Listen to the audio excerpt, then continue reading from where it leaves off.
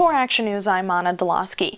This isn't a topic we normally discuss here at ACTIA, but it's timely and quite important. How are FDA panels assembled, and is the process working? And what about conflicts of interest? ACTIA advisor and former head of infectious disease research at Wyeth, Dr. David Schlaze, was intrigued by these questions, and he discusses them in his latest blog post. He discusses recent study findings that show panel members with or without conflict of interest in the company being reviewed both voted to approve what they were evaluating 52% of the time.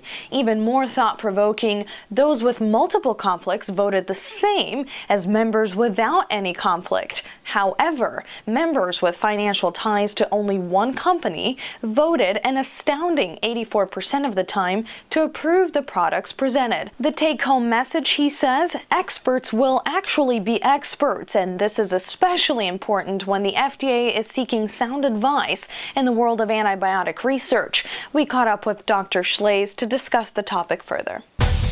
The issue that I have with the FDA is that their conflict rules prohibit them from getting the experts on the panels that they need.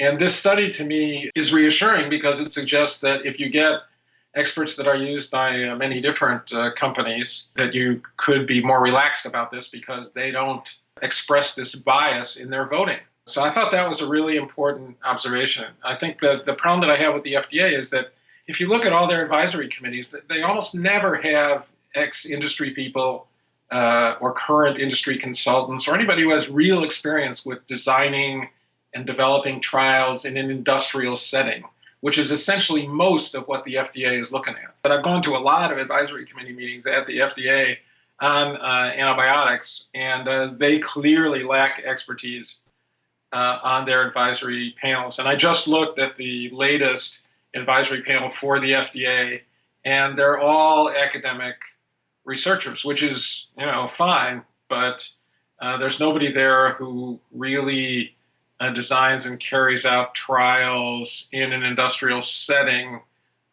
which is the kinds of things the FDA is more likely to review. So my take is that they need to look at ex-industry people, ex-consultants, or even current consultants, and get them on panels and get the advice that they need. And I think this study, in a certain sense, should be reassuring to them because it suggests that those kinds of people are unlikely to be biased in their voting.